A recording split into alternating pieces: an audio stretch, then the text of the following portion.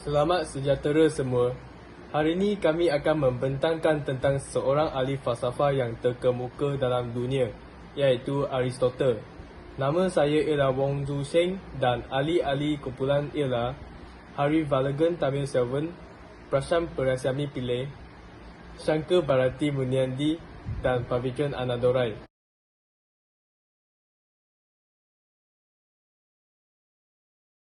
Ini adalah kandungan-kandungan yang akan kami bentangkan sebentar lagi. Berikut merupakan latar belakang Aristotle. Aristotle dilahirkan di Bandar Sejarah pada tahun 384 BC. Beliau belajar di institusi pengajian falsafah dan dipimpin oleh Plato selama 20 tahun. Beliau juga mengasaskan Lyceum di Athens dan menulis tidak kurang daripada 400 buah buku. Beliau juga bersyarah di Lyceum selama 12 tahun. Pada tahun 322, Aristotle telah meninggal dunia pada usia 62 akibat penyakit pencernaan. This is a quote, words full of wisdom, that some knowing yourself is the beginning of all wisdom, one important said and can make the reader get inspired. Ini merupakan salah sebuah kata-kata Greek Aristotle. Aristotle telah mengemukakan dua idea dan pemikiran kepada dunia. Yang pertamanya adalah Aristotle merupakan tokoh yang terkenal dengan aliran pemikirannya yang berteraskan etika iaitu kesusilaan dan akhlak. Yang keduanya adalah aliran pemikiran ini sering membahaskan tentang perbuatan baik dan perbuatan buruk manusia dalam suatu kehidupan. Terdapat 4 falsafah etika oleh Aristotle. Yang pertamanya adalah kebahagiaan sebagai tujuan utama dalam segala perbuatannya manusia mengejar suatu tujuan. Menurut Aristotle, tujuan yang tertinggi ialah kebahagiaan, iaitu eudaimonia. Dalam mencapai tujuan ini, Aristotle menyatakan bahawa manusia harus mempunyai harta secukupnya supaya hidupnya terpelihara. Selain itu, alat yang terbaik untuk mencapai kebahagiaan ialah persahabatan. Di samping itu, keadilan dalam erti pembahagian barang-barang yang seimbang dan memperbaiki kerosakan yang ditimbulkan. Falsafah etika yang kedua ialah kehidupan yang sesuai. Melalui buku terakhirnya, Erhika Nikomakia, Aristotle kembali menekankan unsur terpenting dalam kehidupan manusia, iaitu sentiasa mengamalkan kebenaran. Perkara ini rupanya tidak jauh berbeza daripada konsep gurunya, Plato. Plato hanya berfokus untuk menegakkan kebenaran manakala Aristotle tidak setuju dengan idea-ideanya. Walaupun Aristotle menolak Plato, beliau tetap mempercayai bahawa tujuan penting dalam kehidupan seseorang manusia adalah untuk menegakkan kebenaran. Perkara ini mengklasifikasikan seseorang sebagai insan yang tinggi nilainya.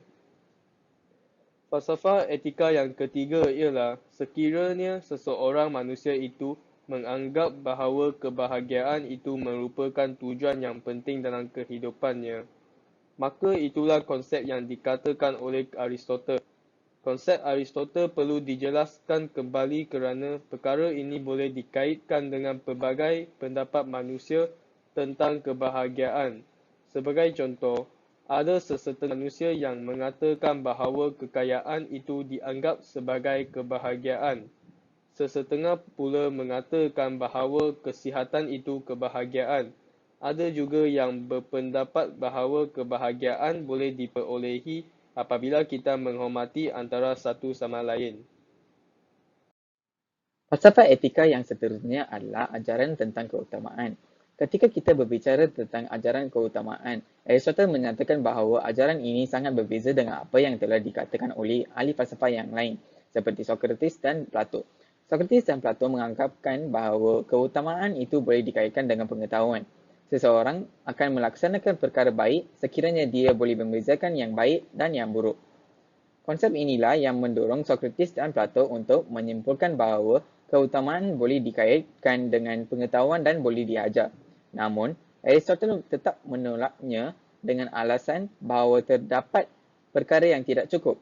Menurut Aristotle, sekiranya seseorang mengetahui apa yang baik baginya, hal ini tidak akan menjadikan dia untuk melakukan pengetahuannya tentang keutamaan tersebut dalam apa jua keadaan. Aristotle juga menentang tanggapan bahawa keutamaan itu boleh diajar. Saya akan menerangkan sumbangan Aristotle kepada dunia.